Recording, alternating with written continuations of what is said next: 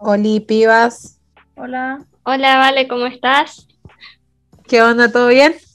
Bien, ¿todo bien. bien? Un frío. Sí, qué día frío hoy, la verdad que muy frío está. Eh, ¿Qué onda, che? La verdad que está bueno el tema que vamos a estar charlando hoy. Como siempre, bueno, estamos atinando ahí a hablar con profesionales, a tener esas miradas más ñoñas y científicas o más, o que tengan más, no sé, validez, se puede decir. Claro, también nos vamos relacionando un poquito con lo que es la teoría y lo que es lo empírico, ¿no? Lo que se ve en la realidad. Claro, de una. Eh, bueno, vamos a estar charlando sobre la geografía y los géneros. Es como que cuando lo escuchás así, si no sabes obviamente qué es lo que es, como que lo escuchás y decís, ¿what? ¿Qué? Porque nosotros tenemos como un concepto raro de la geografía. Va, yo mucho tiempo, o será que no le daba mucha bola en el secundario, tuve un concepto raro de la geografía, creo que el que muchos, que es saber dónde están ubicados los lugares. Y como que la geografía es como más amplia, ¿o no?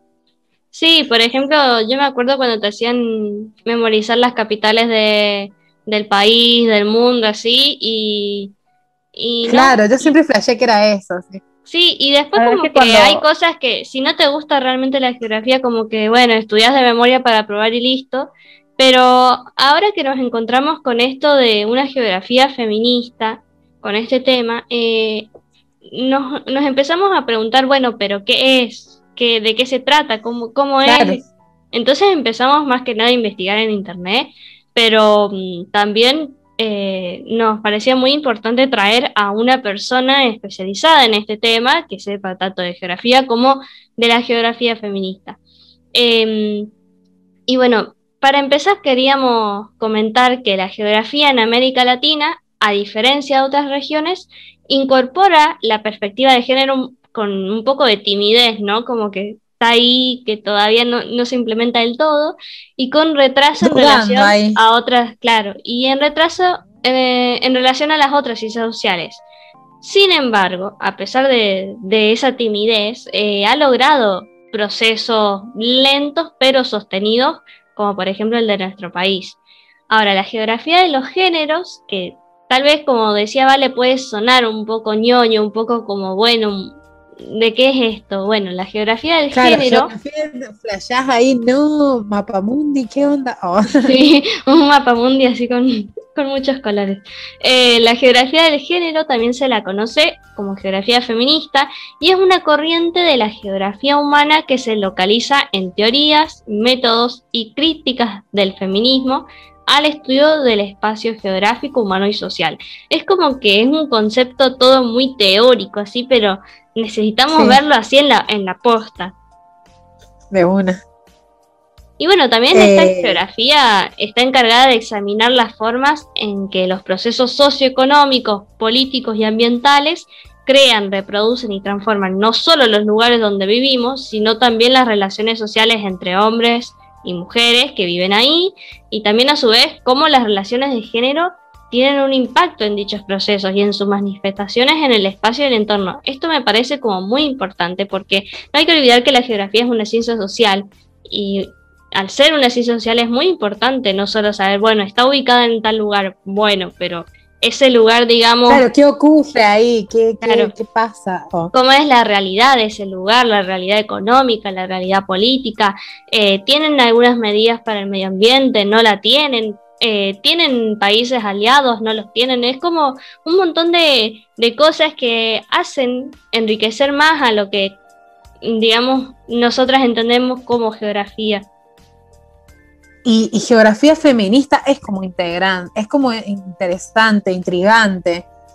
A mí como que cuando fue geografía de los, me resonó una banda, porque realmente como que ignoraba en qué, o sea, intentaba en mi mente sin leer antes, ¿no?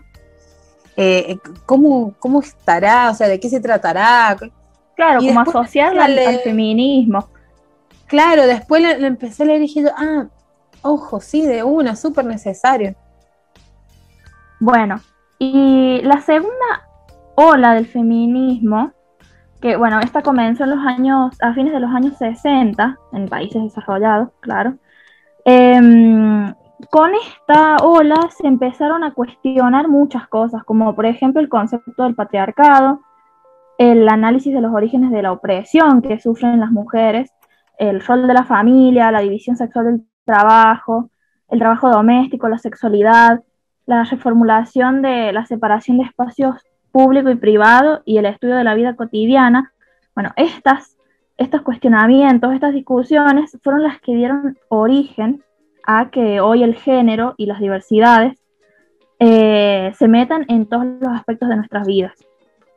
En realidad el género, como una categoría social, ¿no?, surge para explicar las desigualdades entre hombres, mujeres y diversidades. Bueno, nosotras, acá en el programa, ya veníamos en realidad charlando sobre la geografía de los géneros o la geografía feminista, bueno, de manera informal, cuando, por ejemplo, hablábamos de Tehuel con Mati, o cuando hablamos con Leila, y hablábamos sobre todas las cosas que atraviesan las desigualdades de género, la economía, la política, y también la justicia en nuestro territorio. Claro, ahí nosotras como que ya o sea, hemos estado sin saber. Sin saber, claro. No sé, claro, flasheando ahí como para dar un ejemplo, ¿no? Porque por ahí quizás es como, ¡ay no, qué ñoño esto! Pero me parece súper interesante lograr esto, lograr volver atrás con los programas anteriores, donde estuvimos hablando de la situación de Tehuel. Bueno, cuando hablamos de la situación de Tehuel, hicimos como un pantallazo también de lo provincial, en relación a, bueno, qué onda acá territorialmente con los géneros y las cuestiones políticas, las cuestiones económicas, las sociales, las culturales, no sé, bueno, toda la diversidad, porque es tan amplio esta cuestión de las desigualdades de género, ¿no?, que de repente atraviesa absolutamente todo. Está atravesado por toda la situación de respetar géneros, las desigualdades de todo tipo, o sea, atraviesan todos nuestros aspectos de la vida. Y estos son cuestionamientos desde hace mucho tiempo, cabe destacar. O sea, no es que empezó de un día para el otro con esta ola del feminismo que surgió en el 2018 por el aborto legal. No, o sea, lleva un montón de décadas. Imagínate que dice desde los años 60, o sea, ahí como que explotó todo. Qué flashera esto de la geografía feminista, me pareció como, che, qué interesante. Y bueno, ahí hemos como movido nuestras redes, me quedó muy sonando lo que dijo Anita en el programa anterior, de nos sostienen nuestras redes, o sea, es como re sí, porque bueno, vamos a charlar ahora con una compa de los colectivos feministas, una compa que bueno, ha sido profesora de Juli, que bueno, está haciendo como una investigación. No sé, Juli, vos ahí, ¿qué estás haciendo? ¿Un doctorado, Silvana? Está haciendo un proyecto de investigación sobre la geografía de los géneros, Silvana Guirado, así que bueno, la verdad estamos muy expectantes más que nada porque vamos con poca información, ¿no? Porque yo creo que hay mucho más que todo esto y me parece que nos vamos a ir mucho por las ramas porque, como bien decía Vale, abarca todo y estos temas ya lo hemos charlado con Matías Bravo y con Leila. Este programa se va a ir por las ramas, lo estamos advirtiendo, o sea, sí. Pero bueno, ahí te das cuenta de cómo un tema que capaz nos parece muy lejano, en realidad es súper cercano y está en nuestra realidad, en cada ámbito de nuestra vida. Fíjate que como decía Vale, o sea, uno por ahí, yo por ejemplo me llevaba re mal con geografía, realmente me parecía aburrida, la odiaba en el secundario. Y de repente, cuando vos lo planteaste, no podemos hablar de la geografía feminista, yo dije, ¿qué es eso? O sea, ¿cómo funcionamos? Ahora me gusta la geografía, ¿qué pasa? Mal, y es más, lo tuve que leer varias veces cuando buscamos, ¿no? Para informarnos más o menos. Lo tuve que leer varias veces como para comprender bien de lo que estaba hablando, porque no caía que eso también era geografía. Ahora, chicas, capaz parece muy loco, pero así como puede estar una geografía feminista, capaz que puede estar, no sé, una matemática feminista, o sea, yo creo que esto se puede expandir a un montón de, digamos, materias, asignaturas en en primaria, en secundaria, en universidades. El tema es que, bueno, hay que encontrar gente que diga, che, bueno, voy a dar este tema, y también los directivos que den permiso para dar ese tema. Claro, sí. Ese es el mayor problema. Ahí eso también lo podemos estar charlando con Silvana, porque ella también tiene un laburo muy interesante con la ESI, acá en la provincia, con la aplicación de la ESI. Acá en San Juan, para la gente que si nos escuchan de otros lares, acá en San Juan, la ESI, así tal cual, ESI no se aplica todavía. Es como una deuda de muchos, no sé si muchos gobiernos, porque es como que acá suelen ser siempre los mismos, pero es como una deuda del Estado, del gobierno de la provincia, muy denso, como la 26485, una ley integral de violencia de género, que estuvo como 10 años también sin ser aplicada correctamente. Bueno, acá en San Juan la ESI es como un rebardo lograr aplicarla, hay sectores muy conservadores, y bueno, en ese sentido Silvana tiene ahí como una onda que está muy involucrada, hasta trabajando, activando ahí muy denso con eso. ¿Les Pero parece bueno, que charlemos con sí, Silvana? obvio, porque ya basta tanto de expectativas y vayamos a la charla posta, porque se viene muy a sacarnos interesante. las dudas. Claro. A ñoñar.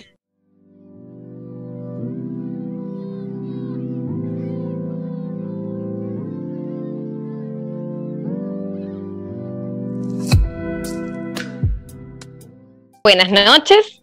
Hola. Hola. ¿Cómo estás, Sil? Juli. Hola, Vale. ¿Cómo están? Bien, bien. ¿Todo bien? Bueno, y te estamos invitando a este Zoom porque estamos grabando Brujas. Hemos encontrado la manera de grabar en pandemia y de poder interactuar, porque en un momento, grabábamos y las notas que hacíamos eran como audios, y después fue como, Claro. che, pero podemos hacer una videollamada. Y bueno, Claro. surgió ahí la onda. Y bueno, nada, queríamos charlar con vos, Silvana, sobre esto de la geografía de género, de la geografía feminista, que estuvimos charlando, los martes nos reunimos también por Meet para ver qué charlábamos, qué sé yo, y Juli lo tiró y nos quedamos como, ¿qué es la geografía de Imagínate, género? a mí me lo contó un amigo que escucha mucho el programa, que estudia geografía, que también fue alumno tuyo, y dije, ¿qué es esto? No puede ser, ¿cómo no lo sabía antes? Entonces dije, no, tenemos que llamar a Silvana urgente, porque nos interesa mucho este tema que no lo conocemos. Y bueno, sí, es algo, la verdad, para nosotros relativamente nuevo. Yo les comento que cuando yo cursé la carrera, el profesorado y la licenciatura en geografía, la verdad es que no recuerdo que nos hayan dado, por ejemplo, en epistemología, en las teorías de la geografía, nos hayan enseñado que existía una geografía de género, ¿sí? Que viene desde la década del 70, teniendo sus exponentes, todas mujeres, obviamente. Primero se inicia en la década del 70 en la geografía anglosajona, que fue una geografía más de la mujer. Después pasa a ser una geografía más feminista, digamos, donde hay mucha influencia acá de las corrientes marxistas. La geografía de la mujer es una geografía más descriptiva, ¿sí? Más descriptiva, más que, digamos, describe, como valga la redundancia, describe cómo la mujer se desempeña en el espacio, cómo la mujer ve el espacio geográfico, ¿sí? Bueno, para empezar, así hago un paréntesis, el objeto de la geografía es estudiar la relación del hombre con su medio. Y en este hombre la geografía tradicional neutraliza, ¿sí? A varones, a mujeres y ni hablar a las disidencias. Entonces, la visión de la geografía es una visión androcéntrica, vista desde el varón.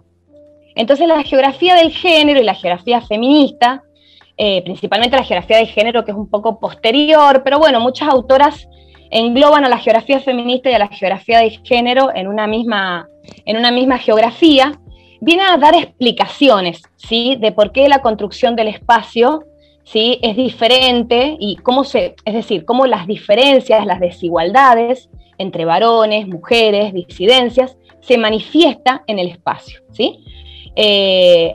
en todas las unidades, por ejemplo, cuando vemos la geografía en el nivel medio, vamos viendo, todos han tenido geografía en todos sus años de secundaria, entonces vamos viendo en las primeras unidades, localizamos el espacio, comenzamos a hablar de las variables territoriales, y hoy en día la geografía ha innovado muchísimo en esto, porque la geografía hoy en día no, bueno, ya viene hace décadas.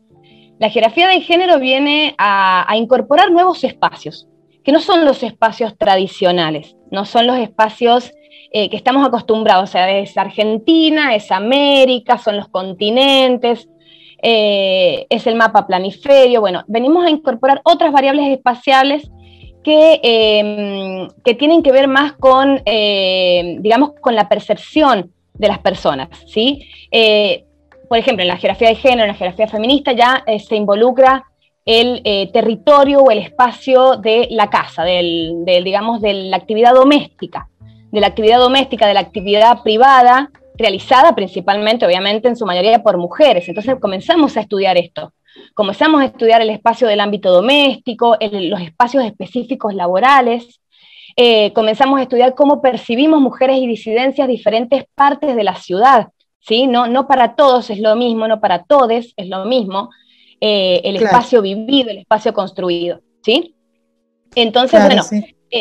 Esta evolución comienza a explicar, ¿sí? Y bueno, y después ya tenemos la geografía de la sexualidad, esto obviamente se los he dicho muy rápidamente, mucho más nueva, que está más relacionada a la teoría queer, ¿sí? Donde ya ingresa otra variable territorial que es la del cuerpo. Y esto la verdad que es bastante interesante, ¿sí? Pero bueno, en eso estamos. Yo, como les decía, durante mi cursado, que fue desde el año 2000 en adelante hasta el año 2006, nunca tuvimos ni en un proyecto de investigación en los que participábamos o en las teorías, en la carrera, nada que tenga que, o sea, no vimos nada de geografía de género, y bueno, lo hemos venido a desempolvar y a descubrir ahora. Las mujeres, porque somos todas mujeres que estamos interesadas en estas temáticas y que hemos comenzado a investigar con perspectiva de género, hemos venido a descubrir que sí existe una geografía de género y que también podemos dar ESI en geografía y demás.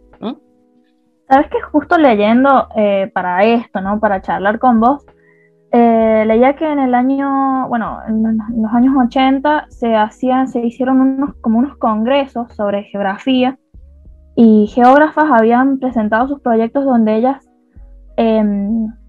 bueno, ahí explicaban cómo realmente existe la geografía de género, bueno, hace muchas décadas, ¿no? Y hablaban, por ejemplo, unas de Francia, de cómo afectaba la geografía, o sea, justamente a las mujeres que querían trabajar, por ejemplo, que siempre se les ha dado el trabajo en la casa, pero las mujeres que querían tener un trabajo asalariado, les afectaba, por ejemplo, estar en la ciudad y estar ya en zonas rurales. Por ejemplo, las mujeres claro. de la zona de las ciudades podían trabajar, tener hijos, hijes, como que se les facilitaba un poco. Ya, el tema de la mujer de la mujer rural, no, que primero que el transporte era un tema para ellas, el cuidado de los hijes, porque no tenían guarderías, qué sé yo, entonces como que ahí empezaba a abarcar un poco el género.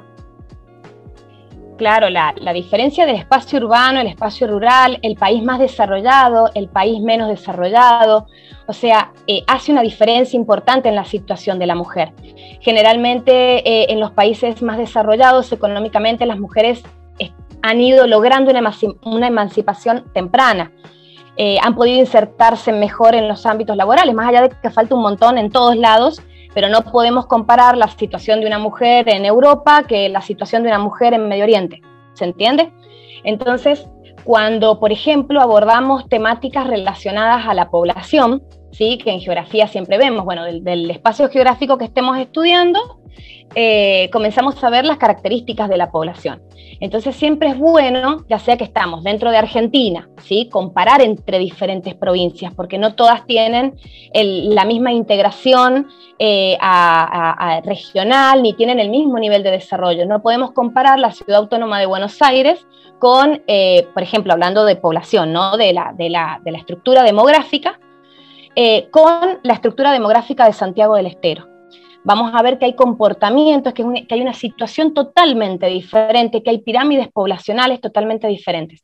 Ustedes se acordarán de las pirámides poblacionales, ¿sí? Estas pirámides que de hecho son, digamos, representan varón, mujer, son bastante, digamos, binarias, y vemos los censos de población, que ahora también se incluye todo este debate de bueno, a quiénes encuestamos y qué vamos a poner, varón, mujer, vamos a incluir. Por ejemplo, cuánta población trans hay, llevar esas medidas, por ejemplo, también cuánta población trans, cómo acceden al trabajo, depende de los territorios. Bueno, nosotras con las pibas, recién decíamos que sin querer, de alguna manera hemos estado tocando esta cuestión de la geografía y los géneros, porque bueno, viste que está esta situación tan grave de Tehuel, que no lo encuentran, que todavía no se sabe nada. Bueno, estuvimos charlando con referentes de la comunidad trans de acá de la provincia, y bueno, como también charlando, que nos ponían en línea, digamos, de saber que la población trans, por ejemplo, está el 80% en extrema pobreza, bueno, esas cosas, y que acá en San Juan están de tal manera, bueno, y comparado con otros números, y también cómo se accede al trabajo acá en la provincia, cómo accede la comunidad al trabajo, cómo accede la comunidad a la salud, qué diferencias hay con algunas cosas, bueno, es como, bueno, un poco veníamos tocando esto sin saberlo, y sin tener en cuenta lo importante que es, porque como decimos, de acuerdo, por ejemplo, al territorio, a los gobiernos de esos territorios, bueno, van a ser las problemáticas, van a ser las cuestiones específicas también un poco, ¿no? Sí, totalmente. Miren, chicas, bueno, esto lo tenemos clarísimo porque todas las que estamos acá somos feministas, somos mujeres luchadoras, y el género transversaliza todo. El género transversaliza todas las ciencias, todas las ramas de la ciencia, las humanas, las duras. Bueno, y con respecto a esto que me comentas, Valeria, sí, nosotras, por ejemplo, el año pasado que comenzamos a desarrollar un poco dentro de un proyecto que es Geografía de la Salud, imagínense, o sea, todavía no tenemos nuestro propio proyecto, pero dentro del proyecto de Geografía de la Salud comenzamos a realizar un trabajo sobre el acceso laboral de las personas trans en los municipios de los diferentes departamentos de San Juan, para llevar a un congreso, digamos, que teníamos en Tandil, que era de geografía y género. Bueno, nos empezamos a interiorizar en todo eso. También estuvimos haciendo una descripción del tema del embarazo adolescente en la provincia de San Juan, el tema de cuántos embarazos adolescentes por departamento, hicimos un mapeo.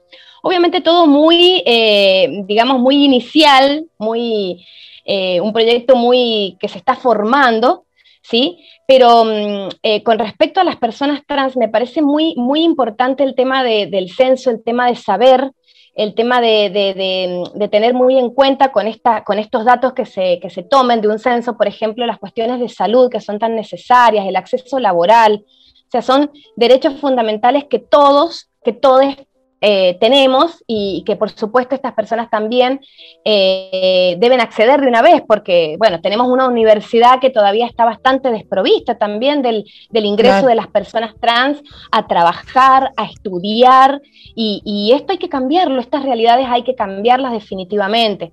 Entonces, además, Silvana, que también es súper importante que avancemos en tener en cuenta estas cuestiones desde las ciencias y repensarnos desde todos esos espacios y lugares que son grandes aportes para la sociedad, ¿no? Porque también ya empezar a incluir estas cuestiones nos ponen en alerta un poco de la urgencia de esto, porque que una comunidad, el 80% viva en extrema pobreza, o de que nos contaba, claro, la esperanza de vida, o sea, son datos que te permiten tener algo inmediato, decir, che, loco, esto acá hay que solucionarlo urgente, mira, esta gente vive hace poco tiempo, no accede a nada. Mati nos contaba que es una realidad muy heavy, que expresan género o expresan su decisión de cómo vestirse, ¿no? Y las corren de las casas, entonces es como quedan sin techo, ejercen la prostitución de una manera a edades muy tempranas porque se quedan sin un hogar, o sea,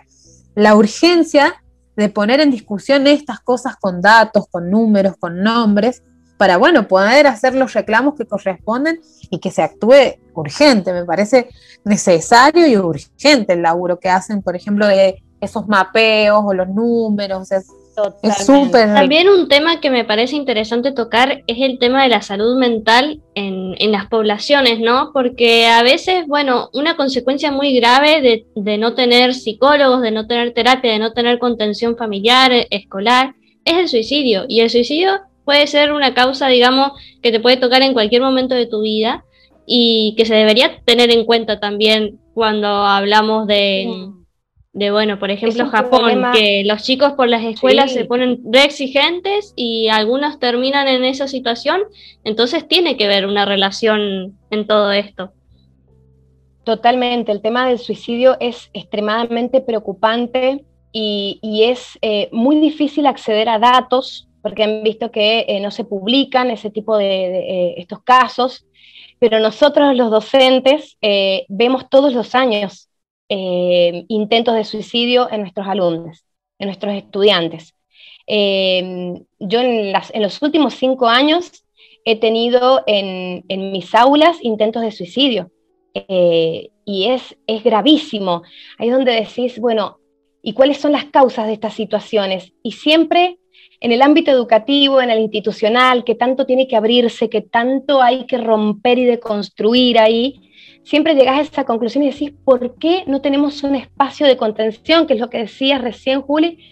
¿Por qué no tenemos ESI en la escuela transversalizada en todas las materias? ¿Por qué no tenemos espacios de contención seguros para nuestros jóvenes? Porque cuando vos empezás a indagar con el gabinete las causas de ese intento de suicidio, muchas veces, o la mayoría de las veces, son cosas que se podrían haber evitado desde una educación más liberal, digamos, de liberalización, de atención a la sexualidad integral de las personas, donde nos tengamos relaciones interpersonales diferentes, relaciones desde el noviazgo, relaciones con los compañeros, ¿no? Totalmente diferentes. Se podrían evitar muchísimas cosas. Pero ahí estamos todavía, siempre llegamos a la conclusión de que la ESI, de que la ESI en la escuela, porque tenemos ese problemón en la provincia de San Juan, que para mí es tremendo. O sea, es tremendo que lleve 15 años la ley.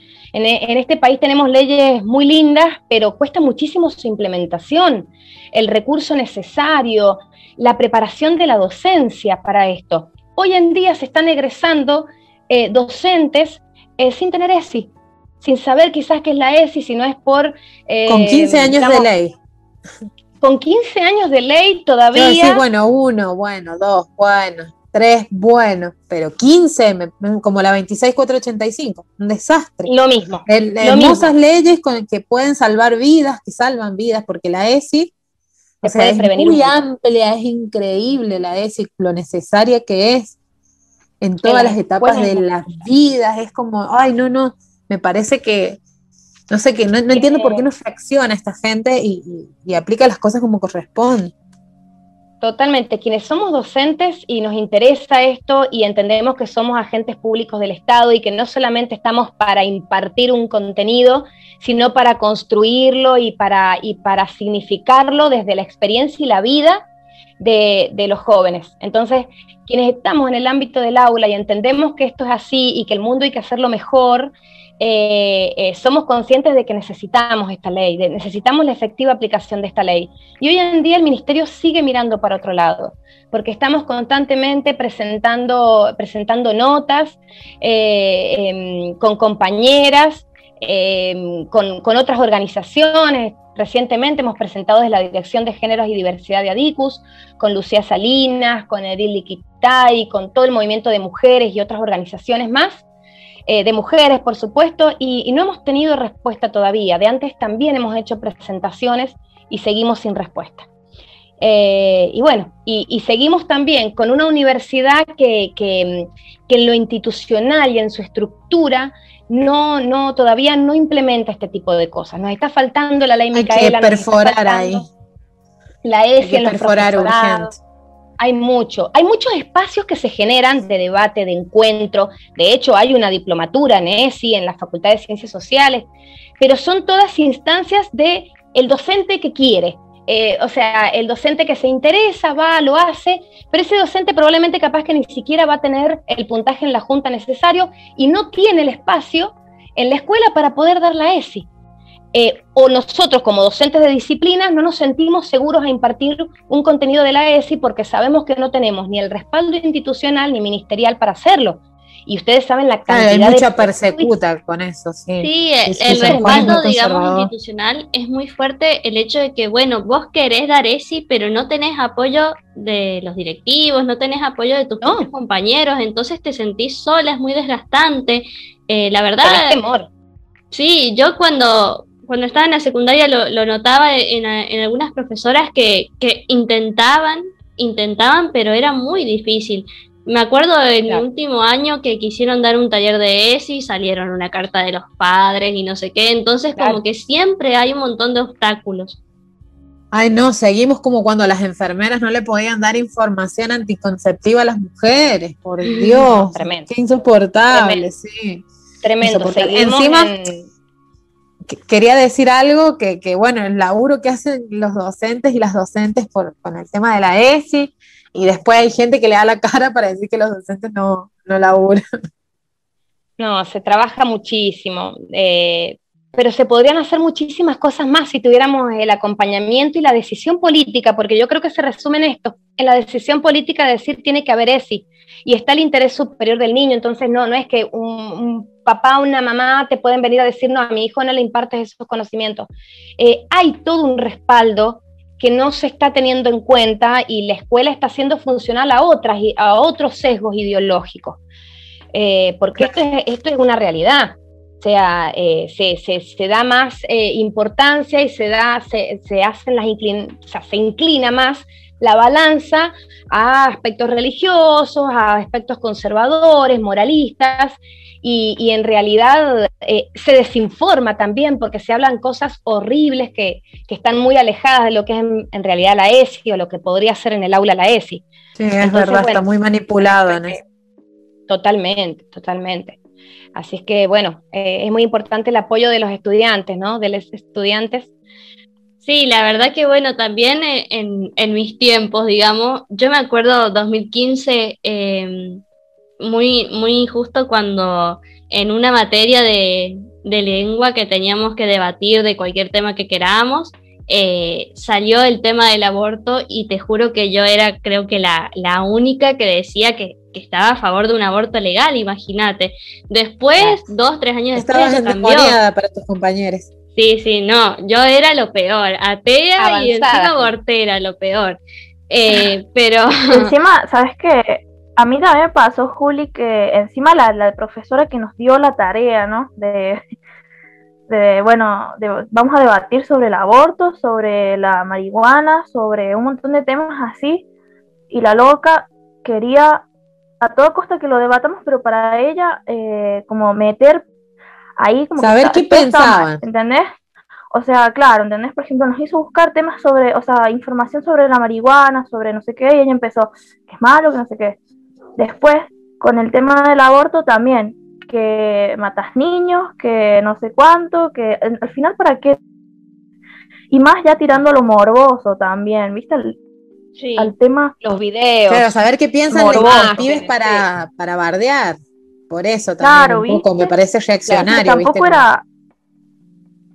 Claro, tampoco era un tema, tampoco lo quería hacer, me parece a mí, ¿no? Ahora que lo veo así, como un tema informativo, sino era como para armar ese debate malo, eso de decir, no, eso está mal, porque no podés pensar así, porque, ¿entendés? O sea, también falta eso. No para exponer el tema y bueno, que vayan saltando diferentes opiniones y que para que entre todos vamos construyendo una idea, pero respetando las diferentes opiniones. Claro, acceder a la información. Eso sería lo ideal, digamos.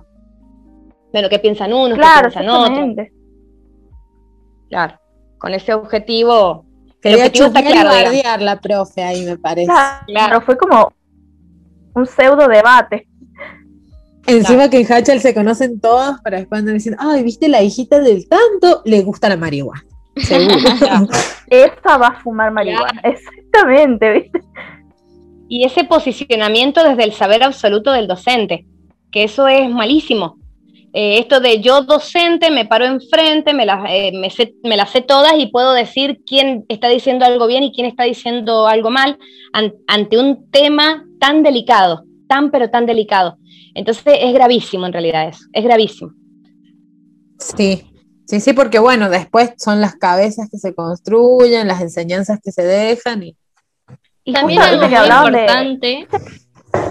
Algo muy importante es digamos, fomentar el pensamiento crítico en los alumnos y en las alumnas, porque para que puedan pensar por sí mismos, ¿no? Porque capaz cuando uno es chico, repite lo que dicen los padres, lo que escucha en la tele, lo que dice el profesor, pero como que no desarrollan, digamos, esa capacidad de decir, bueno, yo escucho esto de tal profesor, pero ¿cómo lo pienso yo? ¿Cómo me gustaría tomarlo yo desde otro punto de vista? Eso también pasa y bueno, volviendo a todo el tema de lo que es la geografía feminista, me parece que en cuanto a la ESI, el rol más importante que actualmente es el de los profesores de biología para mí, porque son los primeros, digamos, que tienen el apoyo y la aceptación para decir, bueno, voy a enseñar sobre el cuerpo humano. Bueno, pero ¿me vas a enseñar del cuerpo humano nada más lo teórico o me vas a enseñar también lo social, lo mental? Como que claro, falta mucho desarrollo en esa materia.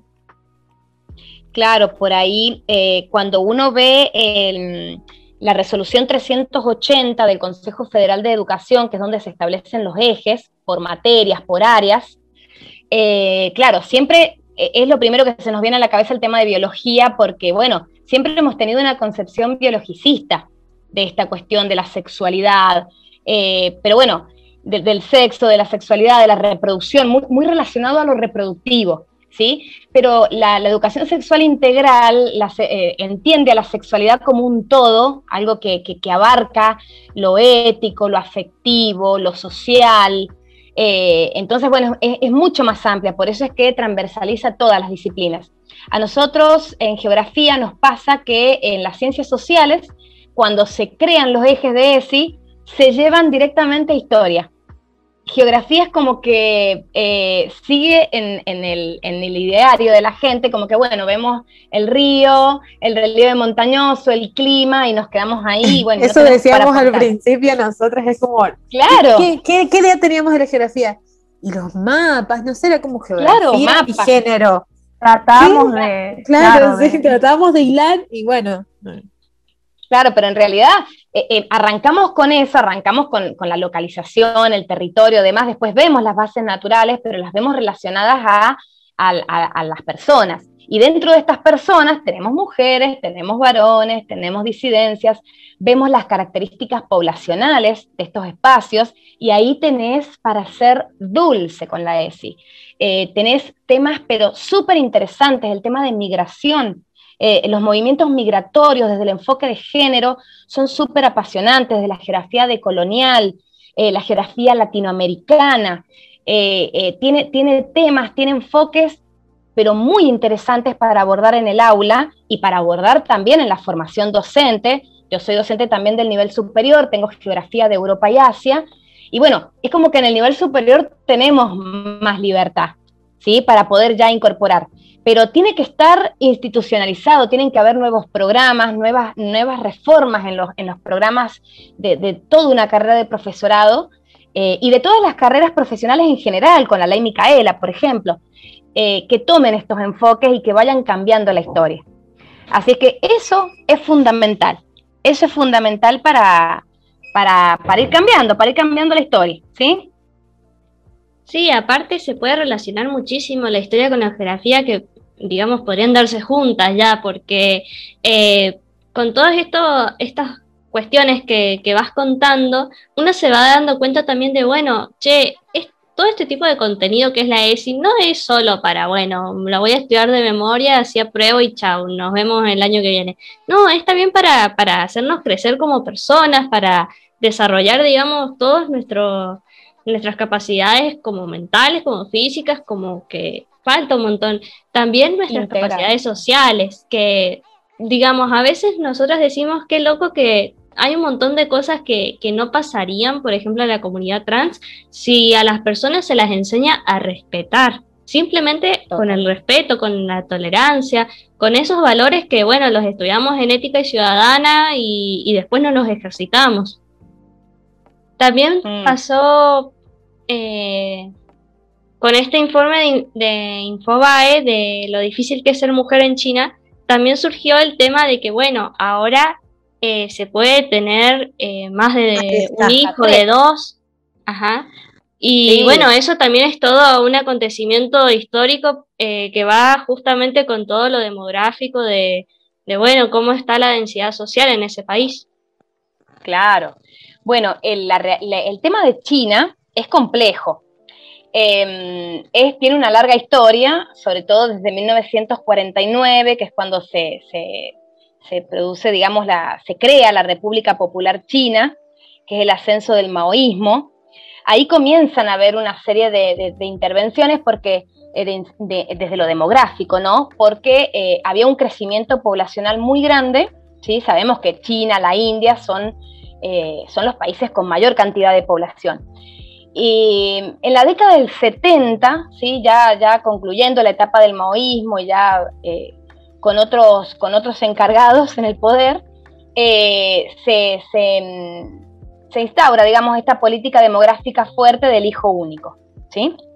En China estaba legalizado, obviamente, de antes el aborto, pero hay cuestiones que tienen que ver con lo religioso, fíjense, con el confucianismo, que están muy en el ideario, en la cultura china, y hay un desprecio grande por la mujer, o cuando vas a tener un hijo y te enteras que es una mujer. Entonces la mayor cantidad de abortos que se producen es digamos, en los embarazos donde van a nacer mujeres, ¿sí? Cuando se enteran del sexo, esto tiene que ver con una cuestión social, cultural, tiene que ver con la protección de los padres, que son los varones quienes protegen a los padres. Bueno, entonces hay una gran cantidad de abortos. Ustedes, si se fijan en una pirámide poblacional, en la mayoría de los países del mundo hay más varones en los nacimientos, ¿no? Hay un poquito más de nacimientos de varones que de mujeres, ¿sí? Y en China es al revés, hay mayor cantidad de nacimientos de varones que de mujeres. Entonces hay cuestiones culturales fuertes de mucha violencia, ¿no? No lo vamos a comparar actualmente a Medio Oriente, porque si hablamos de extremo de violencia nos tenemos que ir a Medio Oriente, a la India, porque hay que resaltar, digamos, que en toda la etapa maoísta, en China se logró algo por lo que todavía se está, digamos, se sigue luchando, siguen luchando las mujeres a diario, que es esto de sociabilizar las tareas domésticas. Y en China, en un momento, y en toda la etapa del maoísmo, eso se logró. Se lograron los jardines infantiles para el cuidado de los hijos, se logró sociabilizar el tema del almuerzo, la comida de la casa, el lavado de la ropa. ¿Por qué? Porque las mujeres ingresaron masivamente a trabajar en las fábricas y en todo lo que se estaba desarrollando económicamente. Entonces la experiencia maoísta en esta etapa es fundamental, es muy, muy importante, ¿sí? Después, bueno, obviamente eso tiene un retroceso, hubieron épocas donde se quiso hacer que las mujeres vuelvan a sus hogares. Esto pasó después de la Primera y Segunda Guerra Mundial en Europa. Las mujeres salieron a trabajar porque los hombres iban a la guerra. Y en la URSS también pasó, ¿sí? Es como que las mujeres salieron a trabajar y después hubieron momentos de conservadurismo que se las quiso devolver al hogar y las mujeres ya no quisieron volver más a la casa y a la tarea doméstica y privada. ¿Sí? Porque claro, no, se descubrió eso y era la emancipación, el comienzo de la emancipación, olvídate, ¿qué van a querer volver a la casa? Ni en pedo. No, totalmente. Bueno, y viste que ahora un poco el tema como que está resonando es que a pesar de que se haya sacado esta ley de que solo podían tener un hijo, que les den la oportunidad de tener 3, no es como que, bueno, qué lindo, avanzamos con derechos, no, porque sin embargo les siguen poniendo trabas y siguen coartando ahí la oportunidad de decidir, ¿no? Si claro, la obligación de maternar. 4, 10. Claro, ¿entendés? O sea, y sí, eso tiene que ver con una política demográfica muy fuerte, como yo les contaba, o sea, de frenar el crecimiento de la población. De hecho, lo lograron frenar. Hoy en día China tiene una población que no está creciendo en cantidad de habitantes, entonces, y ahora, al estar totalmente frenado el crecimiento demográfico, lo que pasa es que, bueno, habilitan a tener 3 hijas, ¿sí? Y bueno, sí, está esto de estar marcando en cuántos hijos vas a tener, cómo va a ser tu... es una política demográfica invasiva, ¿sí? Bastante. Y es una realidad. La India ha sido totalmente diferente. En la India nunca ha habido un freno, más allá de que se han desarrollado muchísimas campañas de anticoncepción y de información, pero nunca alcanza y la influencia religiosa es muy fuerte también. El hinduismo también es muy fuerte en esto. Y vos, Silvana, ¿cómo ves la situación acá en Argentina, en San Juan? ¿Vos ves que bueno, vamos por un buen camino o que todavía nos falta mucho y mucho? Y bueno, yo la relación, la realidad de San Juan la veo muy similar a la de Argentina en general. Yo creo que el hecho histórico que hemos logrado a fines del 2020 las mujeres ha sido un gran ejemplo en Latinoamérica, que es la ley de la interrupción voluntaria del embarazo. Creo que eso es un logro enorme histórico de la lucha de las mujeres que viene de hace décadas, por lo menos de la década del 70 viene esa lucha, 70-80, cuando se aprobó el divorcio, que fue igual o peor que el tema del aborto. Y sí veo muchas desigualdades dentro del país, ¿sí?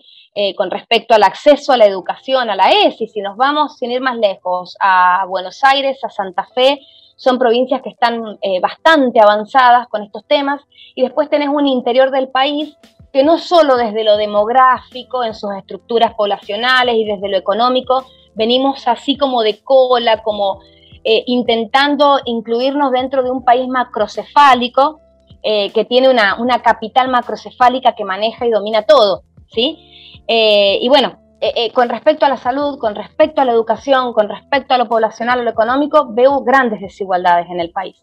Creo que nos falta mucho. Y a San Juan la veo ahí, en intermedia, ¿sí? No estamos dentro de las provincias más problemáticas, que son las provincias del norte. Sin ir más lejos, el tema femicidios, violencia, es muy recurrente en el norte, sí, en Tucumán, en Salta, son provincias conservadoras. Chaco, Formosa, obviamente son provincias también muy empobrecidas, Misiones, ¿sí? Siempre la pobreza lleva a mayor vulnerabilidad, ¿sí? Esto de que hablamos siempre de trabajar la interseccionalidad tiene que ver con esto. No solo porque es mujer, sino que muchas veces hay que tener en cuenta, siempre hay que tener en cuenta esto que hablamos ahora tanto de la interseccionalidad, que es la clase, que es obviamente el género, la etnia, la nacionalidad, si sos migrante o no. Bueno, miles de situaciones que hay que tener en cuenta, si sos afrodescendiente, miles de situaciones que hay que tener en cuenta, muchísimas variables para entender un fenómeno, un hecho, una situación. Y para ser obviamente lo más justos posible y tener esa perspectiva que tanto se necesita de la ciencia y de todo en general, ¿no?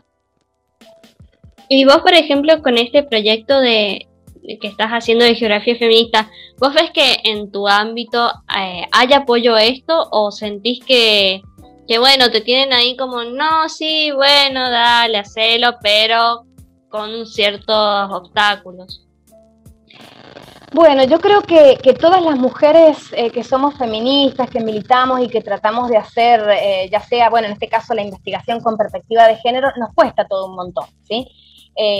Nos cuesta en el gremio, nos cuesta también en la facultad, ni hablar en la escuela secundaria, y nos cuesta también en la investigación, porque generalmente quienes dirigen los proyectos o están a cargo de los proyectos son profesores que obviamente tienen una trayectoria importante, tradicional, sabemos lo que son las epistemologías tradicionales, y bueno, están acostumbrados a una forma de trabajo, y todo esto nuevo, porque es nuevo para ellos, viene a irrumpir. viene a irrumpir desde lo metodológico, viene a irrumpir desde lo epistemológico, y bueno, hay que ir despacito,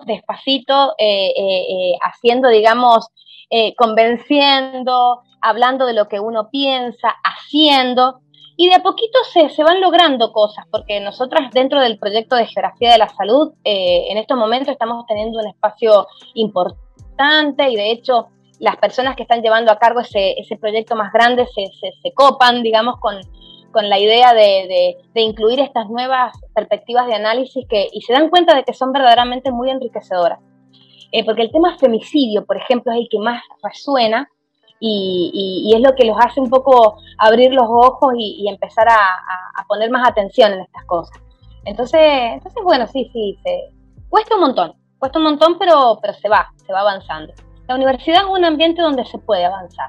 Pero bueno, como les dije anteriormente, hay que tocar ahí las estructuras, porque esas todavía están muy rígidas.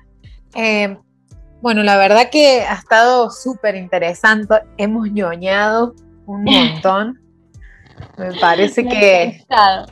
Sí, la verdad que sí, viste, como que atinamos nosotras ahora a eso, viste, invitar gente a charlar, a meterle ahí como una charla de... Claro, viste, hay tanto para... Y sí, bueno, te queremos agradecer un montón por la predisposición, porque encima ahora con la pandemia me imagino que estás todo el día enfrente de la compu y nosotras, bueno, te queríamos invitar a seguir enfrente de la compu, pero charlando No, pero es una actividad preciosa. Yo estoy muy agradecida, chicas, muy agradecida. Para mí es un placer compartir este espacio con ustedes, porque sé que son mujeres de lucha, de feminismo, de campo popular, así que es un honor compartir el espacio con ustedes. Bueno, muchas gracias, y la verdad que ahora nos sentimos como más sabemos sobre geografía feminista, geografía de los géneros, y lo voy a poner en mi currículum. Ahora me gusta la geografía. Claro, todo lo que no me gustó antes, ahora me puede gustar. Le entendí, en un Meet, en un Zoom, charlando, le entendí. Bueno, nada, sí, no te quitamos más tiempo. Bueno. Te queremos agradecer un montonazo porque la verdad que fue interesante, fue lindo. Y bueno, ya sabe, cuando quiera está el espacio. Muchísimas gracias, chicas. De nada, Silvana. Un abrazo.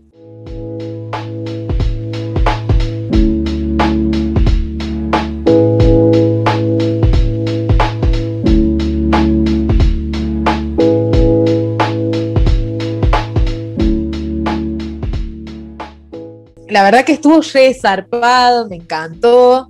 Qué nivel que tenemos cada vez más. Vamos de a poquito ahí. Sí, exacto. Yo estoy calentando acá mi bolsita de dormir porque estoy lista para la cama y muy contenta de alto programa. Soy una señora feliz, una bruja doña feliz. Sí, la verdad que fue chicas, muy lindo y muy enriquecedor, y vamos a pasar a decir nuestras redes sociales para que nos sigan y nos me gusten y nos comenten y todo. Bueno, nos pueden seguir en Instagram como Brujas en la Radio, nos encuentran en Facebook como Brujas, en YouTube también estamos como Brujas en la Radio, y en Spotify también nos encuentran como Brujas. O sea, estamos en varios lugares, no nos van a perder. Si ustedes buscan Brujas, claro, si ustedes buscan a las Brujas van a estar.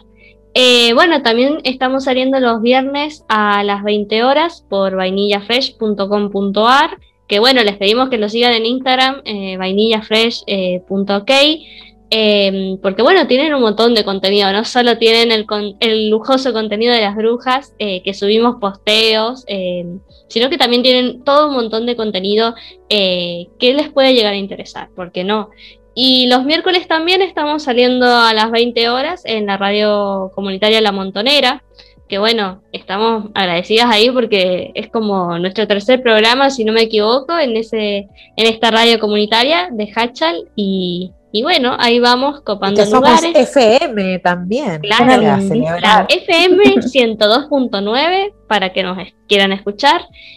Bueno, y también recordarles que a las brujas nos auspicia la distri de la Mile, la distribuidora Olivares. En Hachal también pueden ir a comprarse un escabio barato, bonito y bueno. Oh, no, bueno, no. Pero bueno, ahí en la General Paz, antes de calle Maradona, y están atendiendo de 9 a 13. Y bueno, la verdad, chicas, muy copado el programa. A mí me gustó muchísimo. Muy lindo, súper informativo. Re ñoño, hermoso. Bueno, gente, se nos cuidan porque tienen que cuidarse. Está muy fea la cosa con el virus. Sí, con el coronadengue. Así los que puedan quedarse en casa, se quedan en casa. Como nosotras, que grabamos. Claro, y los que no pueden, se cuidan. Sí, sí. Adiós.